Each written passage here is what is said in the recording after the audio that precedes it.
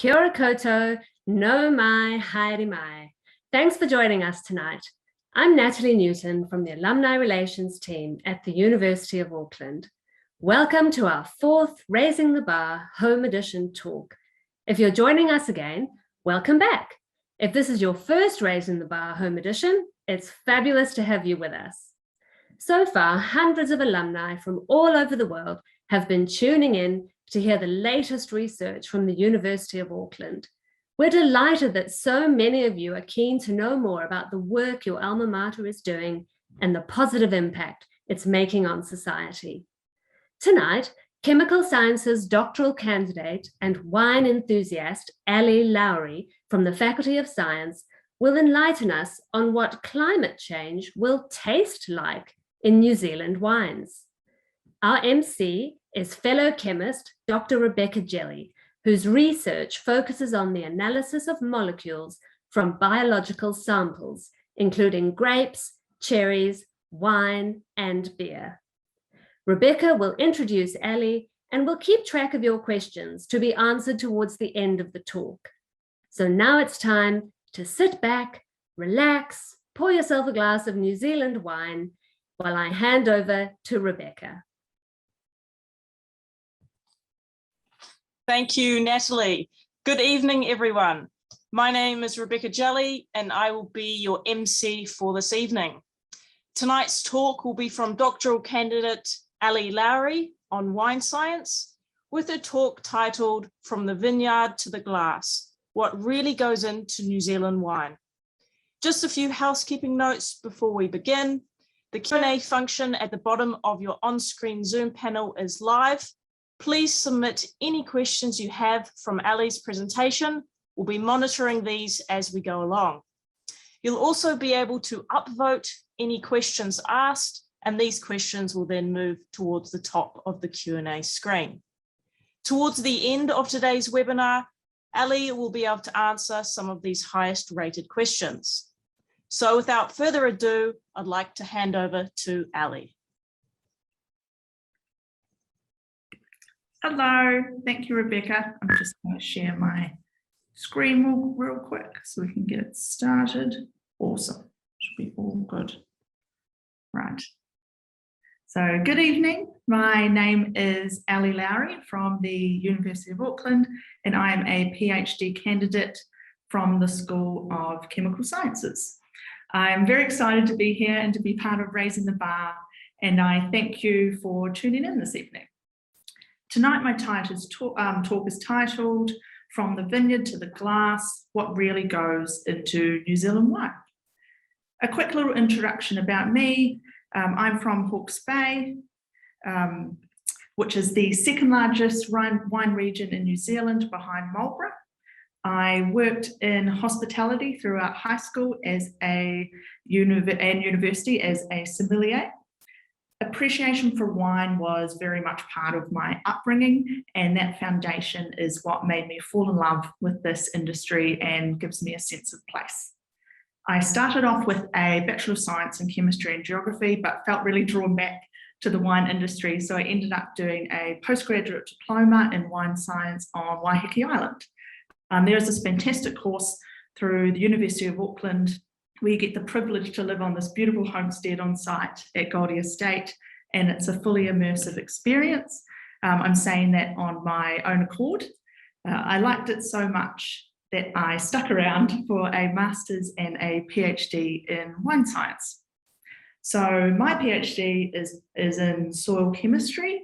So my research is mainly based on what happens in the vineyard and looking if there are chemical fingerprints I can find from soil to wine.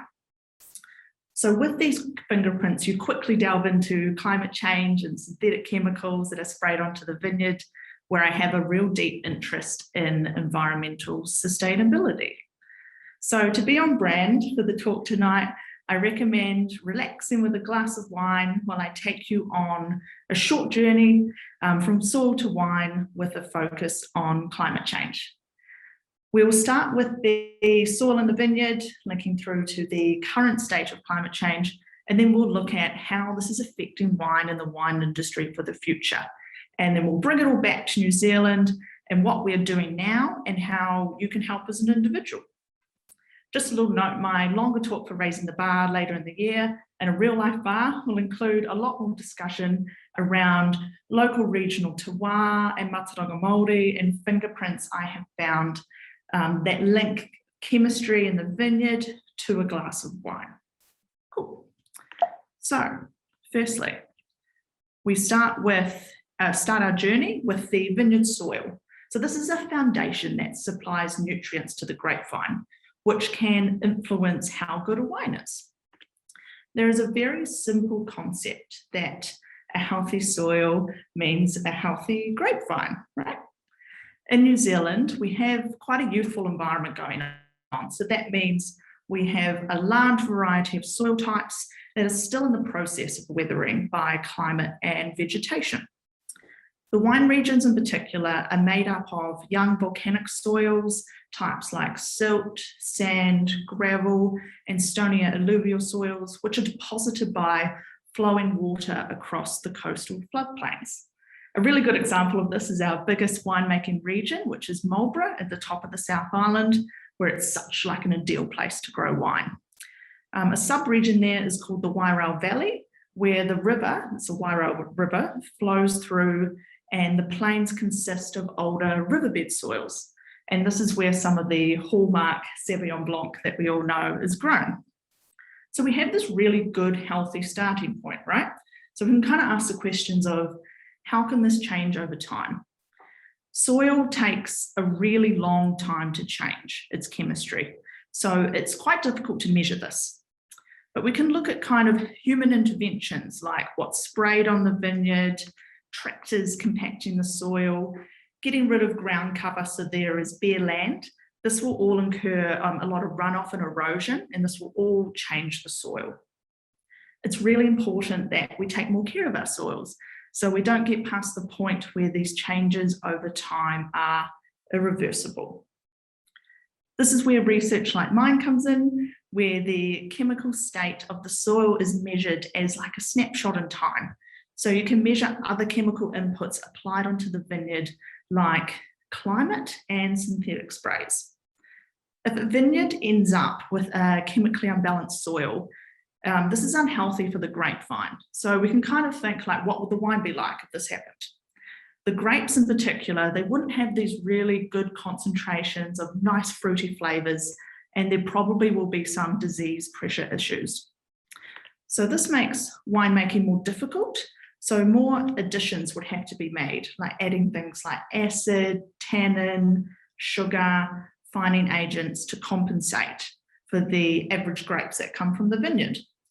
This isn't what we want. We want as much fruit expression as possible with little intervention. There is this interesting documentary on Netflix called Kiss the Ground, and it talks about how soil can be used to help climate change. Healthy soil that grows crops like grapes can be used more effectively as part of the carbon cycle, where CO2 from the atmosphere can be absorbed by these soils. In soil chemistry, we measure these kind of soil health indices by means of organic matter and total carbon content in the soil, and measuring if the pH of the soil is within acceptable ranges. I personally look at the chemical trace elements and the availability in the soil to be able to supply nutrients to the grapevine. So generally, in terms of soil chemistry, crops that don't have all these herbicides sprayed onto them and have some really good ground cover show increased in capacity of storing carbon from the atmosphere. So vineyards could act, and vineyards and other crops could act as carbon sinks to counterbalance these greenhouse gas emissions that we have a big problem with right now and will in the future. This is good.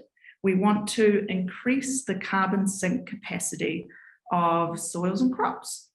So this poses a really real and doable function to help fight climate change. So we do a good segue into, so we go climate change. Could you please fix the climate? So we have this definition of climate change, right? And that is a long-term change in the average weather patterns that have come to define Earth's local, regional, and global climates. The most recent COP summit that happened last year that you've probably heard about focused on a 2 degrees increase in how this is economically viable. A huge talking point is personal responsibility, how you should change your lifestyle to prevent rapid climate change. So I think to have real doable solutions, we first need to understand the problem. So basically, everything we do to make our lives easier, safer, and more comfortable is making things worse for the biosphere. I'll talk about this from a food production angle, as wine is included under this umbrella. One major issue with food is the concept of emit or die. We'll soon need to feed 10 billion people, and we don't know how to do that yet, without emitting greenhouse gases, as modern food requires a lot of fertilizers, and it's impossible right now to have zero emissions food. For example, rice alone emits so much methane each year, it basically equals all emissions from worldwide aviation. Shifting responsibility from the largest carbon emitters to the average person is much easier to do than solving problems. The concept of the individual carbon footprint actually came from a BP ad in 2005. That's something new that I learned.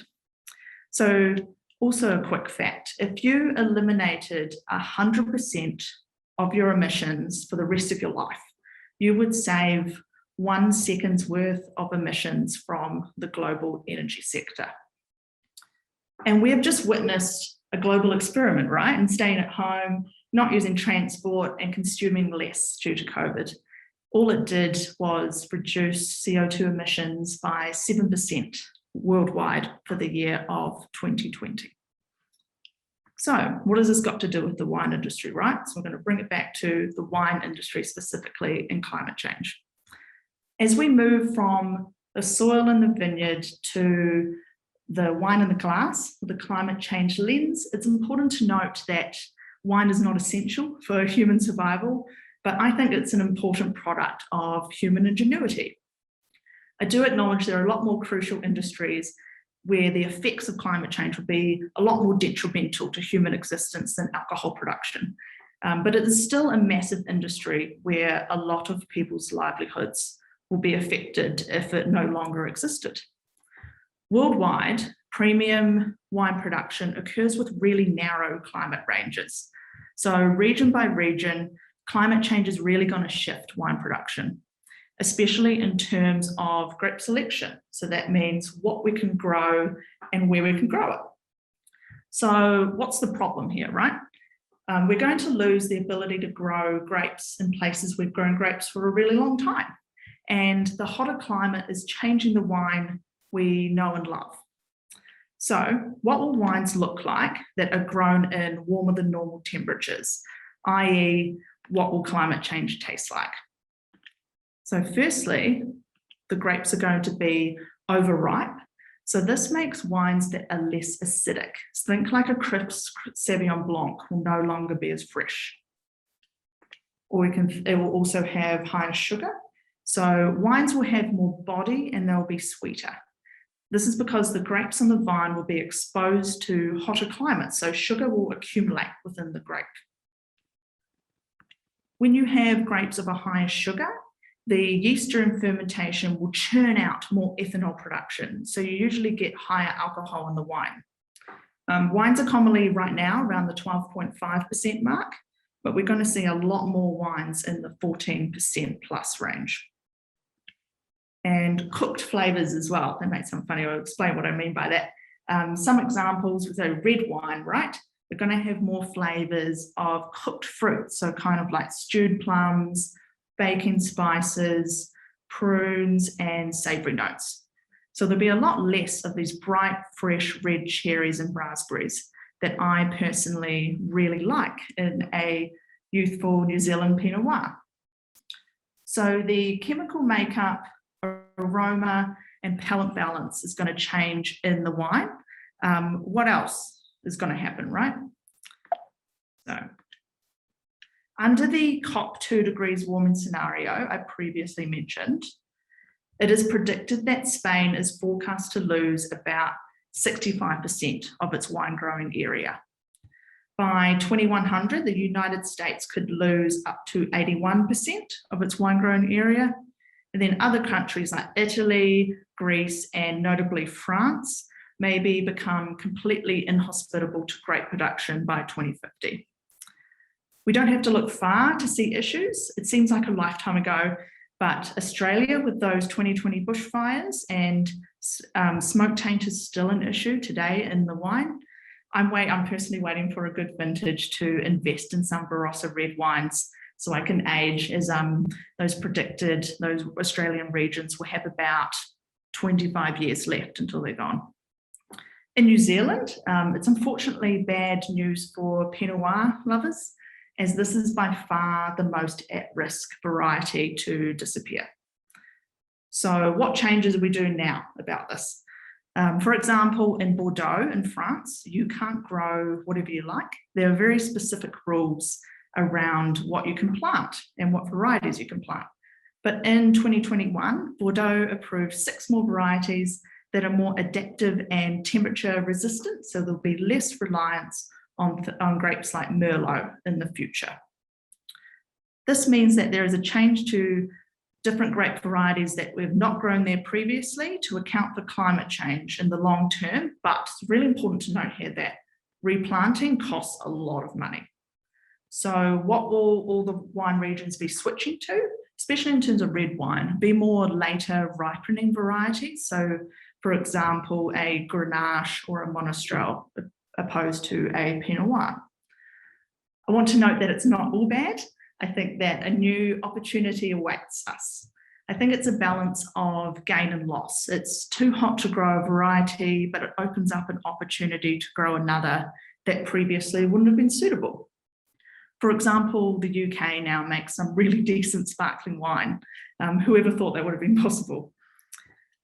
So New Zealand, I think, will expand in its climatically suitable area for these later ripening varieties by 15 to 60%. So what does this mean? This means, as I said, more Cabernet Sauvignon, the Monastrell, the Grenache, and less Pinot Noir. So if we bring it back home, we can talk about the New Zealand wine industry specifically, and I call them the good guys. I think they're doing a really good job. Globally, there are a lot of industries and a lot of powerful people that either don't care in climate change or have an invested interest in the economy staying the way it currently is. And I'm proud to say that I think the New Zealand wine industry specifically is doing a really good job in tackling and addressing climate change. Wine does have lower greenhouse gas emissions than dairy, sheep, and beef farming. However, fertilizers and fuel in the vineyard and electricity in the winery to packing materials and freight to ship it all over the world, it all carries a carbon cost. So this is from the New Zealand Wine Growers Annual Report that you can look up online for more if you're interested. And they have a really clear plan on what they are doing in making things more sustainable and exactly how they're going to do it. The 2020 report was released last month, just in time for Earth Day, and it stated that 46% of vineyards in New Zealand reduced their use of herbicides, and 58% of wineries, just in New Zealand as well, are implementing specific initiatives to minimise their carbon footprint. And the New Zealand wine industry has set a really good goal of being carbon neutral by 2050. And it's also a little side note on top of that too, more than 10% of all New Zealand wineries hold organic certification. So we should care, I think, about this industry as Kiwis, as international demand for New Zealand wine has surged over the past decade, with the total export value now reaching a record-breaking $2 billion for the 12 months to October 2020. Side note, when I looked up a Stuff article about this milestone, this is the genuine thumbnail that they used for this article, and it makes me laugh every single time I look at it. So they are doing a really good job at reducing emissions, and they have plans for the future, which is really exciting.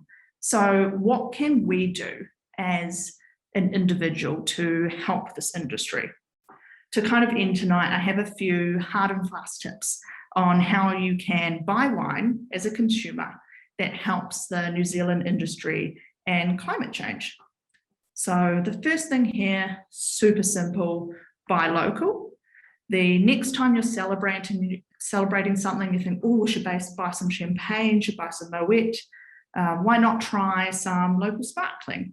There's this new initiative called Methode Marlborough, and there's some amazing champagne-like wine that's being made out of this region. The second tip I have is logo lookout. When you're buying a wine, if you turn the wine label round and you look at the back of the wine label, look for these logos. The most important is the middle one there, the Sustainable Wine Growers New Zealand, but there's also things like the Carbon Zero label or a BioGrow label. They have to put these labels on here if they're part of Sustainable Wine Growers New Zealand. So it's a really easy and fast way to figure out if you're buying wine from good people, basically. I found that researching soil and climate change can sometimes feel a bit daunting, and some points that I've made tonight might feel a bit doom and gloom, right? But I think even after everything I've learned about science on this topic, I am generally optimistic about the future and where science and technology can take us in mitigating these problems.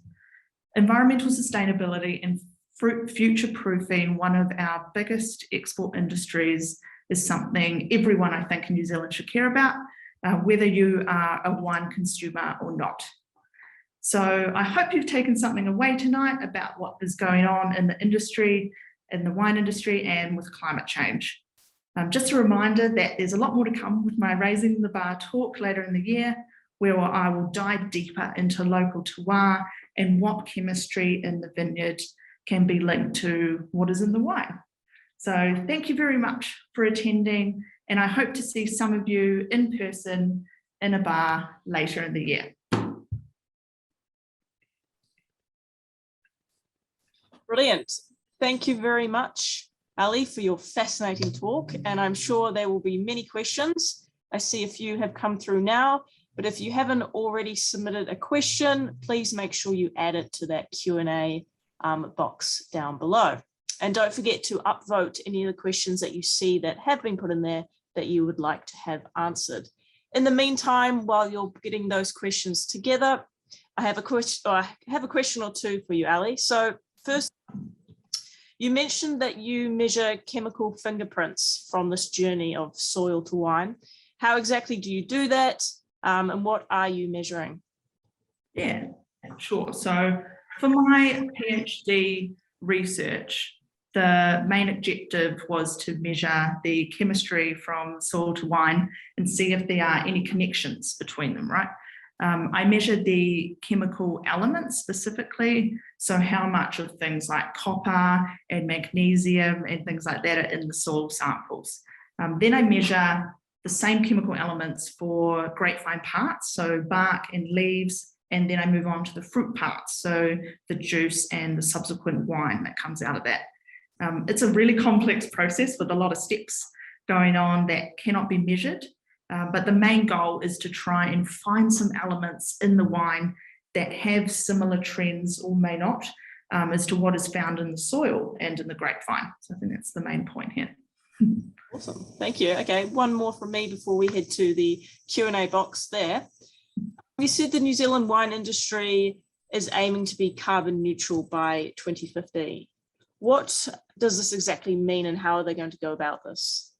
Yeah, sure. It's a good question. It's a very much like a buzzword, I think, at the moment with a lot of industries.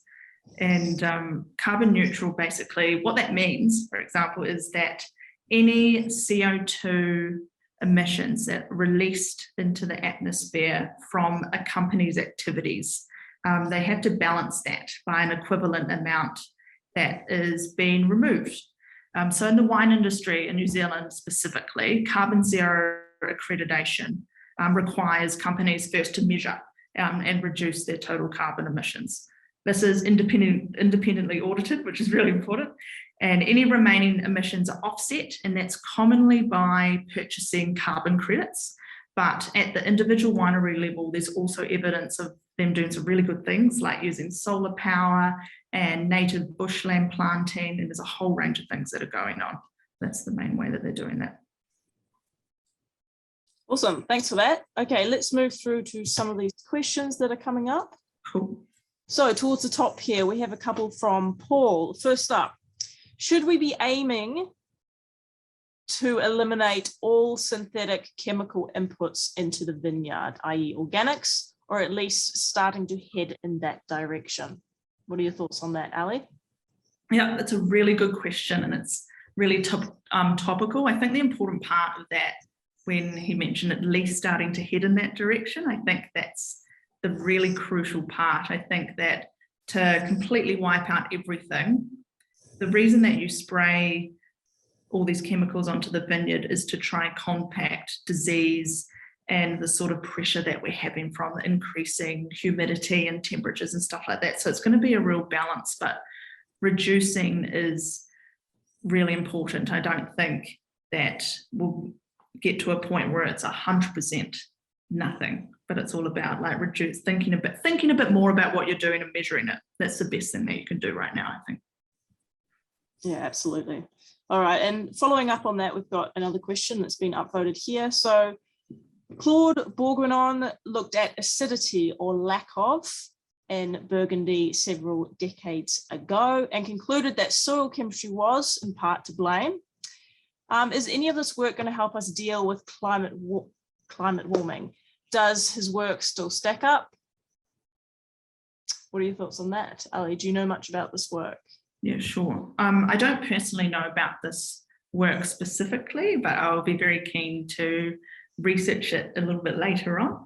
But in terms of acidity, there is definitely a link between acid in the juice from the grape, and that goes through into the wine, into the soil. So that's kind of a lot of a conversation around soil type and where you're growing. So there's a lot of local geography and climate things that are going into all the system. As I kind of noted, there's a lot of things going on. So it's hard to say one thing over here is going to impact one part over here. So it's not just going to be the acid in the soil. It's going to be a lot more other things that are happening. But I think that making these connections is really important conversations that we need to be having to kind of help maintain good acidity levels in the wine, which is going to be really important going into the future when it gets hotter and hotter, I think.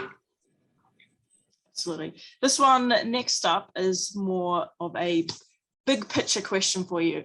So where do you think the most exciting area of research for individuals such as yourself going forward will be? It seems the industry is changing rapidly. What do you think will be the next big topic or issue? Yeah, it's another really great question. I really like future thinking. That's really cool.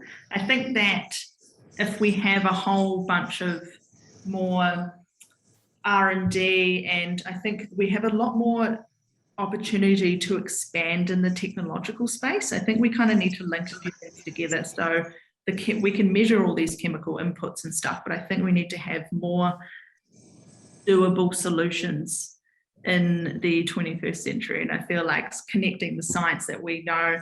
And I really love all this reducing synthetics, chemicals and climate change, and then how we can do that from a technological angle. I think that's the way to go. It's really exciting. Cool, thanks, Ali. One more up here. So regarding the point that wine will become less acidic due to climate change, very valid point here. Can you not just pick earlier to resolve this? What do you think on that? Yeah, absolutely. That is you think that okay, if they're going to get overripe and they're going to get to these, if it's going to be too hot, why can't we just pick earlier? Fair point. So I think the decision to harvest, I personally think, is the most important decision that you kind of make during the entire year. What trends are happening with climate change is that wineries have already been forced to pick earlier, right? This is usually due to more severe weather events. So there's high humidity and this brings disease pressure. So you really need to get grapes into the winery.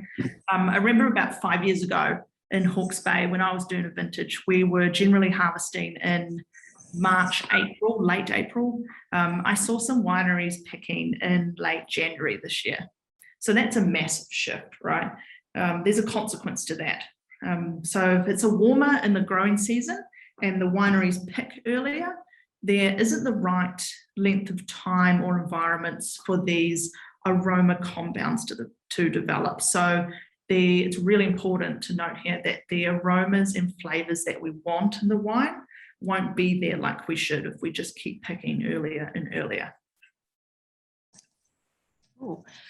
We've got a few of our audience members discussing our local alternative to champagne. So here, first question, where do we buy it? Do you have an answer for us there? So you can actually go onto, if you just Google Methode Marlborough, you can find which wineries are under this initiative, which are really good, but just your local supermarket, or I find Glengarry is a really good, if you walk to anyone in Glengarry and say, I want a Methode Marlborough wine, they'll direct you very nicely to the fridge.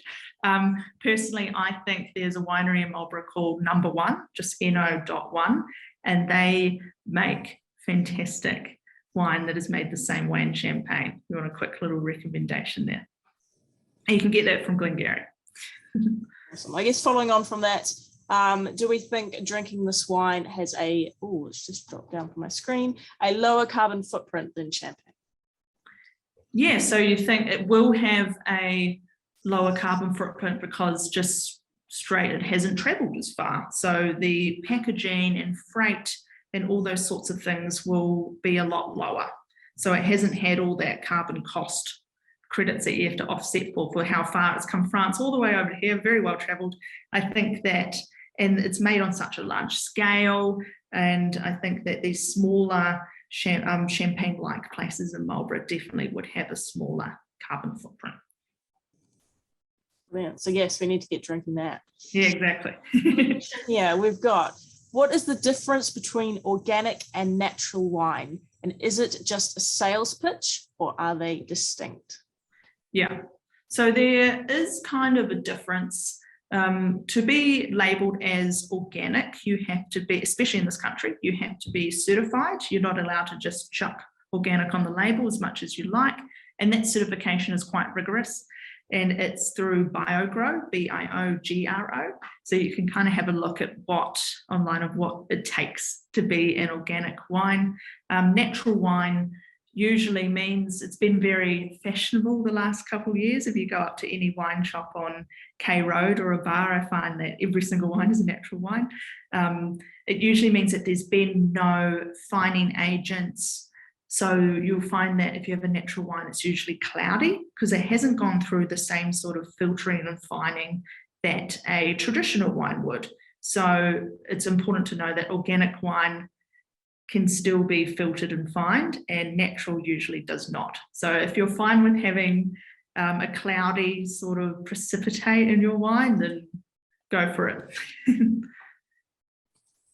Thanks, Ali. We've got sort of two questions here that we could probably put together. The first is there any work on genetic modification to help with the issues being faced? And the second question here is, do you think viticultural interventions could make our wine become more viable in New Zealand? So I guess these are two different suggestions. What is your thoughts on these areas? Yeah, sure. So this is going to be high level. This is going to be a chemist answering a biology question. So I don't know the ins and outs, to be honest, about genetic modification from a biological standpoint. And I know it's quite a controversial topic as well. So I think that there are definitely so many things that I think we could be looking into in the biological space. So we can change things like rootstock, for example. So we can have the way that you grow a grape, you can have the base kind of rootstock variety to be more protected against climate change. We need to do more research and figuring out what that is. And then we can have a different variety grown on top of that rootstock. I feel like there's so much more room for that to be developed. And in terms of to do different viticultural interventions to make Pinot Noir and Sauvignon Blanc, there's this really interesting, I only learned this recently, there is the Forest, which is a family, and they make the Doctor's Pinot Noir, and it's lower alcohol. And the way that they're doing that is they're actually changing the grapevine canopy. So they're making it shorter and they're making it smaller. And that seems to be a more natural way to make a lower alcohol Pinot Noir that's going to be around for the future, because it still retains those really good flavors. So I think that research is being done and there is a long way to go with it. Oh, thank you, Ali. Now, what have we got here? So I know you touched on this at the beginning briefly, but where does your true passion for wine stem from? Just some background, Ali. Yeah, a little bit of a background. I think growing up in Hawke's Bay really made set the scene. So it's a very nice wine industry, and I come from a family of wine enthusiasts. I have an uncle who's a winemaker, and my dad was very much of the connoisseur. So I learned from a very young age of how to approach wine, really good food pairings and things like that. So I have really enjoyed getting to learn that space from a young age, and then that naturally developed into hospitality. I did that for a long time. I was just so passionate about it. And then when I went to uni, I kind of felt like that there were two split worlds when I would go home, and I'd be working in restaurants and talking about wine, and then I'd be up here doing chemistry. So I got approached to do the Waiheke course, and it felt like everything collided. So I definitely feel like I'm where I'm meant to be, which is cool. It's good to hear you found your sense of place. That's brilliant. Okay, a few more questions here that are coming through. Besides acidity, what organic stuff in the soil will affect flavour and how? Should organic wine taste better? Yeah, so I think it's really important to kind of note that I'm not here sitting here telling you that organic wine is superior and you shouldn't drink conventional wine. No, I think that conventional wine is fantastic, and so is organic wine. I don't think one is better than the other. It's more of a personal preference. And when you grow organic grapes, there's still a bunch of sprays and copper and that kind of stuff that you can still apply in the vineyard. So there isn't a whole, especially in this country where we don't actually spray that much compared to global standards. So there isn't actually too much of a gap, I don't think, between organic and conventional. It's still really cool that we have this whole biogrow system. I think it's amazing, and I think it's got a long way to go as well.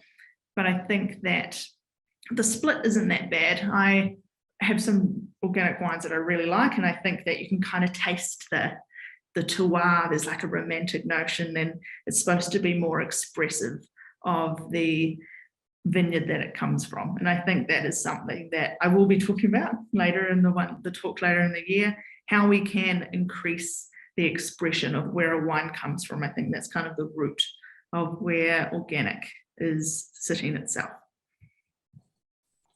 Awesome. You just touched on there about spraying and the fact we don't spray as much here compared to international standards. Why is that? What is the difference? Yeah, I think that we are New World compared to Old World regions. So I think that we just aren't as intense, and we don't have the same sort of pest and diseases that other countries have. For example, in the US, they have a lot more like different sort of Pierce's disease and other things going on, different bugs that we have really good biosecurity in this country. So we're very fortunate to not have those kind of problems yet. Fingers crossed, touch wood, wooden table here. So I think that is kind of why that we don't spray as much, and the soils haven't undergone these types of sprays for nowhere near as long as they have, say, in France or South America or Spain, for example. So our soils are in a lot healthier position, I think, just because of we're newer. We've got nicer soils, I think. Cool. Question here from the Q&A box. Can you make a wine without sulfites?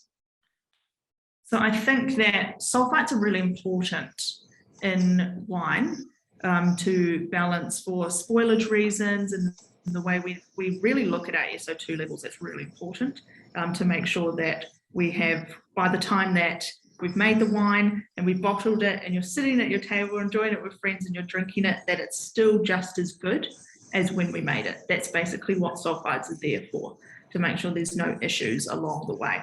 So I think that, yes, there's always a part to play. I think that the most important thing with sulfides is accurate measurement. And I think we're getting better at accurately measuring the levels and not going overboard, right? So you don't need to have a whole bunch of sulfides in the wine, and you don't have to put as much on your vineyard as well. But I still think it has a part to play. It's there for a reason. Oh, question here. Can you compare the effects on soil of copper compounds with fertilizers and other non-organic sprays? So I have been looking at this quite intensely over the last couple of years of copper sprays versus non-copper sprays, and other sulfur is a good other spray that they use, particularly in organic viticulture. So that when you do organic growing, there's only a really short list that you can kind of pick from in terms of the sprays, and copper is one of them. So they do use that at their disposal to reduce powdery and downy mildew. That's mainly what it's for, which is really important. It's a big problem we have in this country. So the separation between organic and non-organic isn't there as much as you think. They're both conventional and organic spray copper. The amounts might vary, but there's definitely copper in both. And I think that it's still, would still want to make an important note that conventional wine is not the bad guy and organic's the good guy. I think New Zealand wine is all the good guy, which is good. Yeah. Good. Okay, following on from the sulfites still, does organic wine have sulfites? Yeah, I think so, because sulfur is one of the, as I said, in the short list of sprays that you're allowed to spray on organic vineyards. Sulfur is also one of them. So there will be sulfur sprayed on the organic solid sulfur put onto the vineyard. So it will be there in the vineyard, most likely. Not every single one will use it, but it's most likely. So in terms of the wine, we still will use SO2, which is like sulfur levels. We'll still be measuring it regardless if you're organic or not, because it's about making sure the wine doesn't go off. That's the main thing. That's the main reason why sulfur is there. We need it to check the spoil levels, and we need to make sure that when it's in the bottle, it's good. So whether you're organic or you're conventional or you're natural or anything, it's measuring your SO2 levels will always be an important part of winemaking to a healthy point.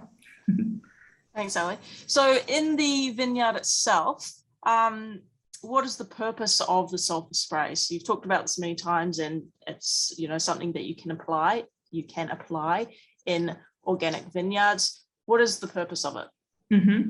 So it's the same that we kind of talk about, like the copper and the thing. It's mainly to reduce and to control pest and disease. So in our country, we have a lot of rain, we have a lot of humidity. So the reason that we put these type of things on the vineyard, such as copper, such as sulfur, like that, is to prevent and try to minimize these diseases that grow out of humidity as much as possible. So it's these like downy, powdery mildew, botrytis, all these things that we're trying to, it's a big struggle, like a big battle that I don't think will be resolved too quickly, but I think that generally viticulturalists and winemakers are very well informed in this country of how to deal with it, and I think they do a really good job of doing it as much as possible. Cool. And now we'll probably finish up the Q&A here with one really important question. We've got a question here. I'm just curious, what can possibly give me headaches, especially after red wines? Any ideas? Now, for me, it's probably simply having too much of the wine, but how would you answer this one, Ali? Yeah, sure. So there is some really interesting discussions that I've seen around the media around sulfites in wine and your headaches, right? So especially after red wine, there generally are higher levels of sulfites than white wine. So that could kind of be a link there. There are people that sulfur sensitivities does exist, and there are some kind of things that you can do about that. But I also find personally for me, if I ever have like that, it's more related to sugar. So I think that if there's any sugar in the wine kind of thing, that's kind of why I might kind of feel like that. But I think in terms of, I find that the nicer the wine is, the less likely it is to have higher SO2, and the less likely it is to give you a headache. So I recommend not necessarily getting the most expensive bottle that you can ever see, but I think that maybe doing a little bit more research around, definitely buy more local, get more like Marlborough or Central Otago or Martinborough kind of red wines, and then just seeing how you go. So yeah, I just would try and error a few things. That sounds like very good advice. All right, thank you, Ali, and thank you everyone for attending this webinar this evening. Raising the Bar Home Edition is a series of 6 speakers over 6 weeks, and today's speaker was the 4th. We've got 2 that remain. We hope you'll be able to join us again at one of the other talks. Now, to do this, all you need to do is check the link in your confirmation email you received to join us today, and it will show you the web address at the end. Next up in the series is speaker Justin O'Sullivan with the topic, The Untapped Potential of DNA to Personalize Your Healthcare and Extend Your Life. Thank you again for joining us this evening, and we hope to see you again soon.